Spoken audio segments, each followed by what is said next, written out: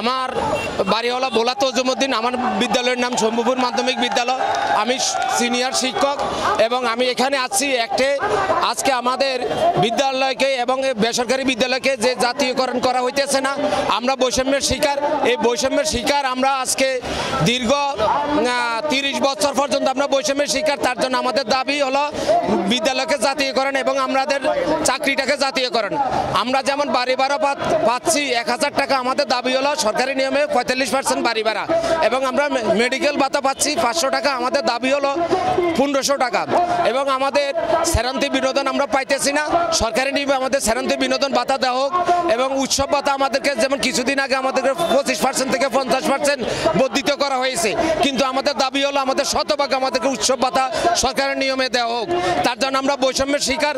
আজকে এখানে সারা বাংলাদেশ থেকে শিক্ষকেরা আসছে শুধু তাদের চাকরিকে জাতীয়করণ করার জন্য, এবং আমাদের এই জাতীয়করণ করিয়ে অন্তর্বর্তী সরকারের কাছে আমাদের একটা দাবি, সরকার প্রধানকে আমাদের ডক্টর মোহাম্মদ ইউনূস স্যারকে আমাদের কাছে বিনীত অনুরোধ, আমাদের বেসরকারি প্রতিষ্ঠানকে জাতীয়করণ করা হোক এবং আমরা যেন আবার বিদ্যালয়ে ফিরে যাচ্ছি, আমরা যেন ছাত্রছাত্রীদের লেখাপড়া মনোযোগী হইতে পারি এবং আমরা যেন যে কারিকুলাম সরকারি নিয়মে সরকারি প্রতিষ্ঠানগুলোতে যে কারিকুলাম পড়াইতেছে আমরাও বেসরকারি বিদ্যালয়গুলো একই কারিকুলাম পড়াইতেছি এবং কর্মঘণ্টা তাদেরও যা আমাদেরও তা, কিন্তু আমরা আমাদের বৈষম্য শিকারের কারণে আমাদের ফিট দেয়ালে ঠেকে গেছে। তার জন্য আমরা চাই আমাদের বেসরকারি প্রতিষ্ঠানগুলো জাতীয়করণ করে আমাদের দাবিটুকু পূরণ করে নিক।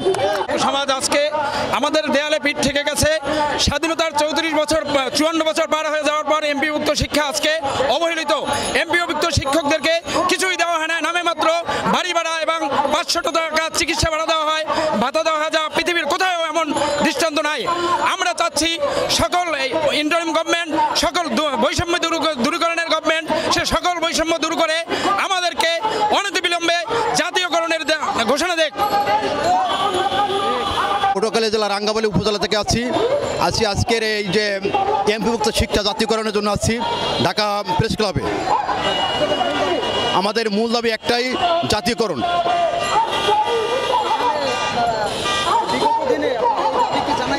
আমরা এর আগেও বহুবার আমরা এই জাতীয় প্রেস ক্লাব 2022 সালে আমরা এখানে উপস্থিত ছি, টানা 5 দিন আমরা এখানে অবস্থান করেছি, তারপরেও আমরা কোনো আমাদের এই জাতীয়করণ করতে পারিনি আমরা এখন পর্যন্ত। শিক্ষা জাতীয়করণ যে প্রধান যে নেতৃত্ববৃন্দ রয়েছেন তাদের চূড়ান্ত সিদ্ধান্ত হবে। তারা যদি যে সিদ্ধান্ত দেবেন, যদি আজকে না আমরা লাগাতার কর্মসূচি আমরা এখানে পালন করব।